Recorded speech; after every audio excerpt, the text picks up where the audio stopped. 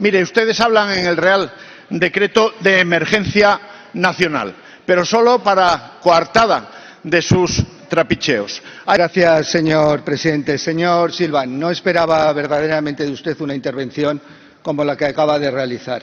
Pero está claro que ya ser miembro del Partido Popular implica saltarse los dramas, saltarse a las víctimas por interés absolutamente partidista. Déjeme que se lo explique. Se lo he explicado y usted no me ha contestado.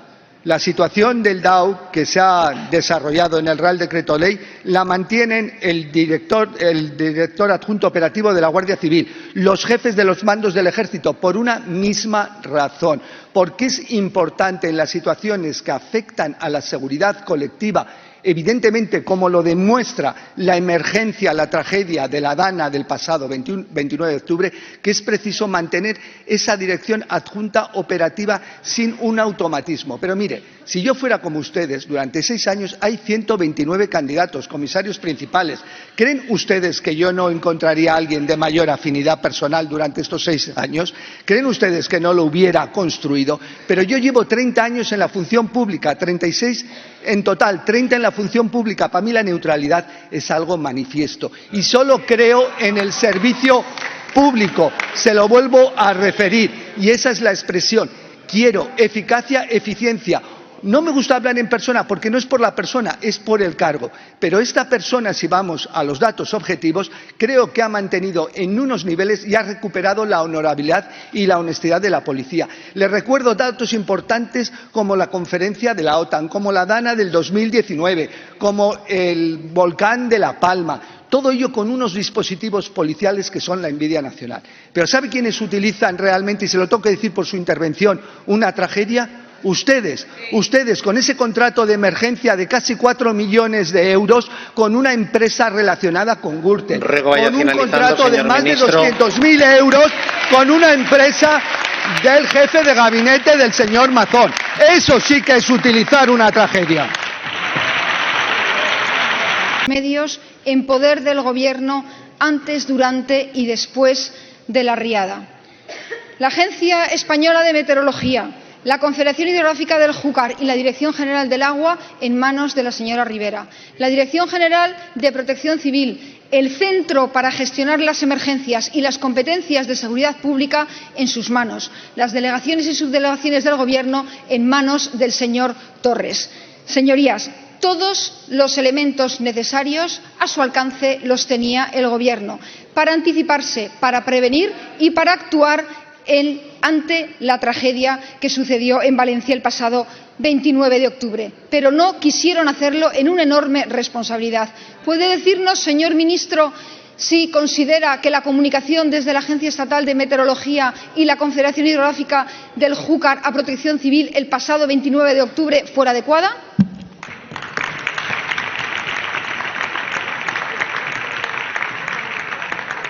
Gracias, señor presidente. Señora Martín, como inicio, referirle que no sé si usted conoce perfectamente el marco constitucional, lo que es el Estado de las Autonomías y lo que es la competencia diseñada tanto en la Constitución como en el Estatuto de Autonomía de la Comunidad Valenciana en relación a la protección civil. Parece de sus manifestaciones que lo desconoce. No obstante, para desautorizar a una comunidad autónoma que tiene todos los medios en materia de protección civil, hubiera sido más fácil que esa comunidad autónoma, si se entendía que la gestión le superaba, lo hubiera puesto en conocimiento del Gobierno del Estado, cosa que no ha ocurrido al día de hoy. Pero le diré, en relación a la comunicación, casi 200 correos electrónicos de la Confederación Hidrográfica del Júcar a emergencias de la comunidad el día 29 de octubre. Súmele dos avisos claves sobre el barranco del Pollo y añádale advertencias de riesgo directas del presidente de la Confederación Hidrográfica del Júcar a alcaldes de los municipios afectados y también en el CECOPI de esa tarde, donde hubo una ausencia manifiesta en las primeras horas. No sé si a usted le parecerán pocas o muchas estas comunicaciones. Lo que sí está fuera de toda duda, señora Martín, es el trabajo tanto de la EMET como de la Confederación Hidrográfica del Júcar, y que todos estos avisos dejan en evidencia evidencia que había información actualizada, disponible y suficiente para que la Generalitat enviara una alerta. Así que ya sabe a quién tiene que preguntar al respecto. Muchas gracias.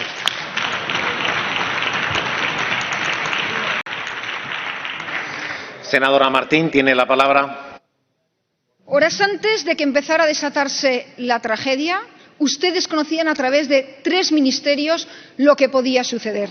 La Agencia de Meteorología informó a Protección Civil de su competencia. La Confederación informó sobre los caudales a Protección Civil de su competencia. Y la coordinación de emergencias se realiza a través del Centro Nacional de Emergencias, que corresponde a su Ministerio de Interior. Señorías, lo que ocurrió en la riada del pasado 29 de octubre es que Protección Civil tenía la responsabilidad de conocer lo que estaba pasando en el Barranco del Pollo y en la presa de Forata. La Confederación Hidrográfica notificó a Protección Civil, a su centro de Protección Civil, lo que iba a ocurrir, es decir, el riesgo de la presa de Forata. Su compañera Rivera, señor ministro, le notificó a usted el escenario 2 de la presa de Forata. El escenario 2, que supone ni más ni menos que la apertura de todas las compuertas, que existe peligro de rotura, que no puede asegurarse que vaya a mantenerse en pie. Señor ministro, usted lo conoce, la política de seguridad pública es suya, es su competencia. La presa es una infraestructura crítica y tiene que velar por el mantenimiento de esas infraestructuras críticas. Señor Marlaska, usted tuvo toda la información a su alcance antes de que empezara el desastre de la tragedia. Antes, y no solo no hizo nada antes, sino que cuando conoció el riesgo de la presa de Forata tampoco lo hizo. Renunció a cumplir con sus obligaciones, renunció a proteger a las personas. Si quieren ayuda, que la pidan, señor ministro. Y estamos ante una situación de emergencia nacional.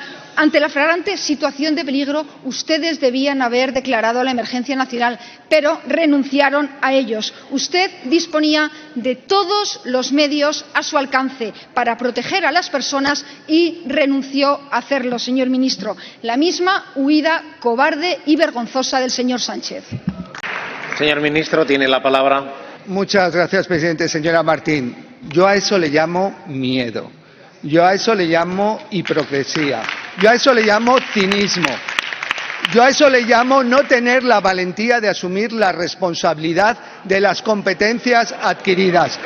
Usted sabe y conoce que en este país las competencias principales en materia de protección civil radican en las comunidades autónomas, nivel 2, actualizado por la comunidad autónoma.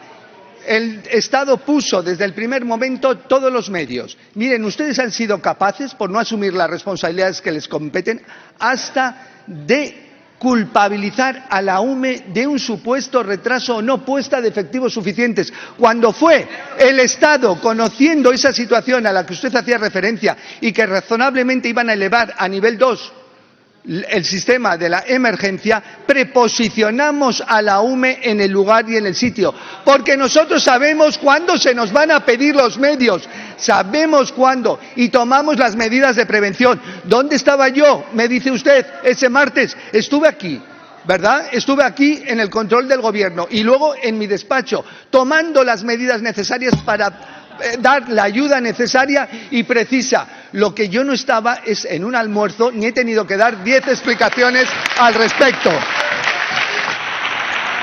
Sánchez al día siguiente fue objeto del recibimiento espontáneo, y usted lo sabe, que le dispersaban para importar. Sí, señorías, espontáneo, aunque usted haya movilizado efectivos para perseguir, culpabilizar, amenazar y molestar a quienes no son sino víctimas de esta catástrofe. Pero a usted no le da vergüenza, ustedes no tienen freno. Mire usted, señorías, señor ministro, esa frase, si necesita más recursos que los pidan, les perseguirá. Y perseguirá al número 1 para siempre, a él y a su gobierno, igual que en los casos de Senador Gordillo, le interrumpo un segundo. Por favor, ruego a sus señorías que guardemos respeto con quien o a quien le corresponde el uso de la palabra. Prosiga, señoría. Es que es indignante. Por cierto, vigilen, no les salga un coldo en las labores de reconstrucción si es que las llevan a cabo ustedes, que se forre con la desgracia, porque ya lo han hecho. No descansaremos, señorías, hasta que paguen por lo que les han hecho a nuestros compañeros de Valencia y otras regiones, a nuestros compatriotas. Y ahora sigan ustedes mintiendo y enredando y protegiendo al número uno, que tienen trabajo que hacer. Muchas gracias, señorías. Señor ministro, le corresponde el uso de la palabra. Muchas gracias, señor presidente. Señor Gordillo, mire, se lo voy a reiterar. Ustedes no creen en el Estado de las autonomías. Yo no voy a venir aquí porque no nos van a apartar un milímetro ni sus infundios ni los infundios del Partido Popular en seguir trabajando, colaborando y cooperando con la sociedad valenciana. Ni un. Y no voy a valorar la gestión del Gobierno de la Generalitat Valenciana. Ya se evaluará en su momento. Pero algunas veces sí que he pensado que menos mal que ustedes abandonaran el Gobierno de la Comunidad Valenciana en julio pasado. Y algunas veces he pensado que menos mal porque ustedes tenían la Consejería de Interior y las competencias en protección civil. Y menos mal porque ustedes tuvieron, dentro de la importancia del sector público y de todos los medios, evidentemente de abandonar la Unidad Valenciana de Emergencias, un organismo de asesoramiento importante y que se vio su efectividad tanto en los incendios del año 2022-2023 como en las inundaciones del 2019. Y ustedes redujeron un 18% el presupuesto en materia de protección civil en la Comunidad Valenciana. Así que menos palabras, porque su gestión sí que realmente es ajena a la protección civil y a la seguridad del conjunto de nuestra comunidad. Usted acaba de anunciar un nuevo plan. Va a costar 4.000 millones. ¿Y saben qué van a tener que hacer? Freír a impuestos a todos los españoles. Dice usted, Europa nos pide. No, Europa, en el último informe de la Comisión Europea, ha dicho que España es el país que más ha elevado la presión fiscal. ¿Y sabe qué pasa? Que los españoles están hartos de este uso obsceno de dinero público. ¿Sabe para qué sirve? Para tapar agujeros como el de Correos o para satisfacer las necesidades de los partidos sus socios independentistas. Ruego silencio, señorías. Verá, hablando, ruego me interrumpa Señora el tiempo, vicepresidenta, señoría. ¿podemos proseguir, señorías del Grupo Popular? ¿Sí? Señora vicepresidenta. Muchas gracias, señor presidente. Esta semana se le ocurre, señor Suárez, hablar de obscenidad en el empleo del dinero público. Esta semana que se ha vuelto a ratificar que ustedes siguen viviendo en una sede en Génova pagada con dinero negro. Siempre, cada semana hay un motivo. Por cierto, señor Suárez, no sé si usted sabe lo que significan ayudas de Estado. Por tanto, Correo no puede recibir sin más impuestos de los ciudadanos. Se tiene, Correo, que poder desarrollar sus competencias Ruego con vaya sus propios finalizando. ingresos.